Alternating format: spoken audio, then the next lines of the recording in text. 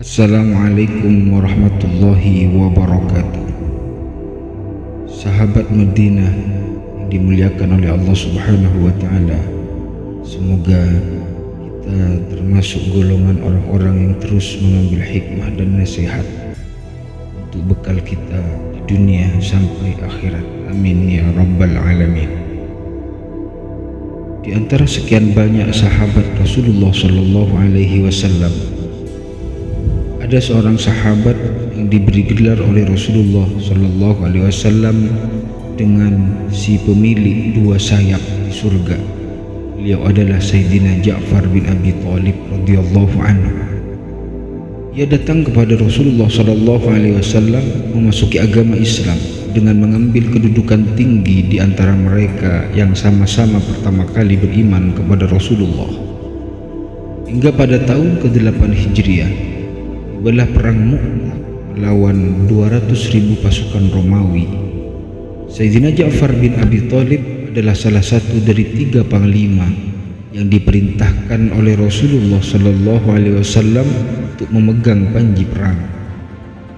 Saat perang Mu'tah tiba, kedua pasukan itu pun berhadapan muka, dan tak lama kemudian pecahlah pertempuran hebat. Sayyidina Ja'far bin Abi Thalib sama sekali tidak merasa takut dan gentar melihat bala tentara Romawi yang besarnya 200.000 itu. Bahkan saat itu bangkitlah semangat juang yang sangat tinggi pada dirinya, karena beliau sadar akan kemuliaan seorang mukmin yang sejati. Dan sebagai seorang pahlawan yang ulung, haruslah berkemampuan juang berlipat ganda dari musuh. Perang pun berkecamuk. Waktu panji-panji pasukan hampir jatuh terlepas dari tangan kanan Sayyidina Zaid bin Harithah, maka dengan cepatnya disambar oleh Sayyidina Ja'far bin Abi Thalib dengan tangan kanannya. Dengan panji-panji di tangan, ia terus menyerbu di tengah-tengah barisan musuh. Serbuan dari seseorang yang berjuang di jalan Allah dengan tujuan menyaksikan umat manusia bebas dari kekufuran atau mati syahid memenuhi panggilan Sang Maha Cipta. Beliau pun terus berjuang mati-matian hingga prajurit Romawi semakin banyak mengelilinginya. Serangan demi serangan pun terus mengancam dirinya. Saat prajurit Romawi semakin banyak mengelilinginya, karena dilihatnya kudanya menghalangi gerakannya, maka Sayyidina Ja'far bin Abi Thalib melompat terjun dari kudanya dengan berjalan kaki, lalu mengayunkan pedangnya ke segala jurusan yang menahi leher musuhnya, laksana malaikat maut mencabut nyawa. Sekilas terlihat olehnya seorang serdadu musuh melompat hendak menunggangi kudanya, karena ia tak sudi hewannya itu dikendarai oleh manusia najis seperti mereka. Sayyidina Ja'far pun menebas dan menyembelih kudanya dengan pedangnya sampai tewas. Jadi beliau adalah orang yang pertama kali menyembelih kudanya di dalam peperangan dalam Islam. Setapak demi setapak ia terus berjalan di antara barisan serdadu Romawi yang berlapis-lapis, yang laksana deru angin mengeroyok hendak membinasakannya. Bala tentara Romawi menyaksikan bagaimana kemampuan Sayyidina Ja'far bertempur yang seolah-olah berkekuatan satu pasukan penuh tentara perang. Mereka terus mengepung Sayyidina Ja'far, hendak membunuhnya laksana orang-orang gila yang sedang kemasukan setan. Kepungan mereka semakin ketat hingga tak ada harapan untuk lepas lagi. Akhirnya mereka menebas tangan Sayyidina Ja'far bin Abi Thalib hingga putus. Tapi sebelum panji itu jatuh ke tanah, dengan cepat disambarnya dengan tangan kirinya, karena tak menginginkan panji yang diamanatkan Rasulullah itu jatuh. Orang kafir menebas pula tangan kirinya, kemudian ia dekap bendera perang dengan kedua lengannya hingga gugur dalam usia 30 tahun. Hal itu menandakan bahwa beliau sangat betul-betul menghormati dan menjaga amanah yang diberikan Rasulullah Sallallahu Alaihi Wasallam. Pada saat yang amat gawat itu, ia bertekad akan memikul tanggung jawab untuk tidak membiarkan panji Rasulullah Sallallahu Alaihi Wasallam jatuh menyentuh tanah selagi nyawa masih dikandung badan. Setelah perang usai, sahabat mendapati ia beroleh luka-luka bekas tusukan dan lemparan lebih dari 90 tempat di tubuhnya.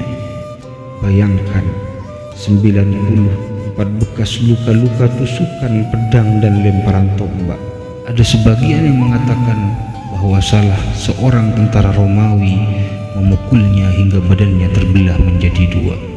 Walau demikian, prajurit perang yang menewaskannya tak kuasa menghalangi rohnya ke tempat kembalinya di sisi Allah Subhanahu wa Ta'ala.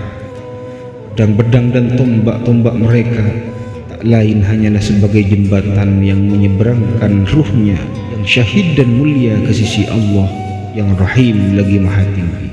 Allah Ta'ala memberinya pahala dalam bentuk dua sayap di surga, di mana ia dapat terbang dengannya kemana-mana. Di sanalah ia bertempat dengan tenang, berbahagia di tempat yang istimewa. Demikianlah Sayyidina Ja'far bin Abi Thalib mempertaruhkan nyawa dalam menempuh suatu kematian agung yang tak ada taranya.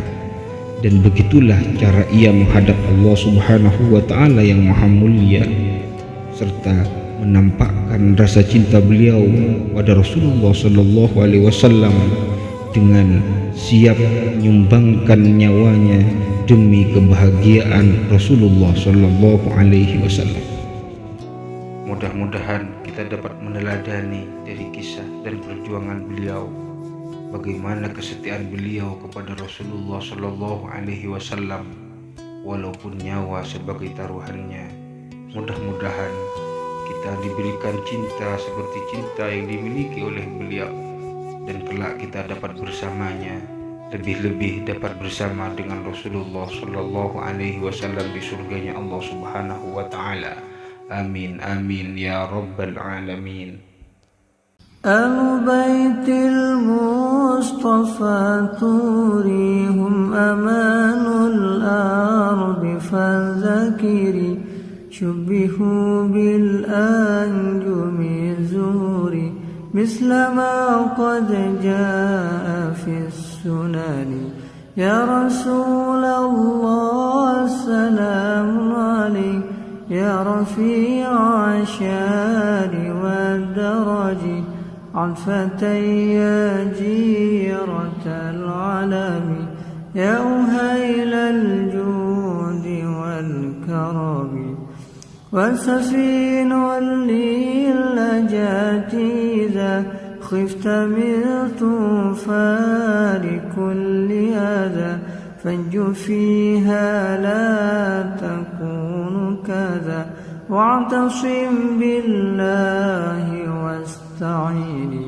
يا رسول الله سلام عليك يا رفيع الشان والدرج عن فتي جيرة العالم يا أهيل الجود والكرم. رب فانفعنا ببركتهم واهدنا الحسنى بحرمتهم وأمتنا في طريقتهم ومعافاتهم من الفتن. يا رسول الله سلام عليك يا رفيع الشان والدرج عن فتي جيرة العالم يا أهيل الجود والكرم. يا رسول الله سلام عليك يا رفيع الشان والدرج عن فتي جيرة العالم يا أهيل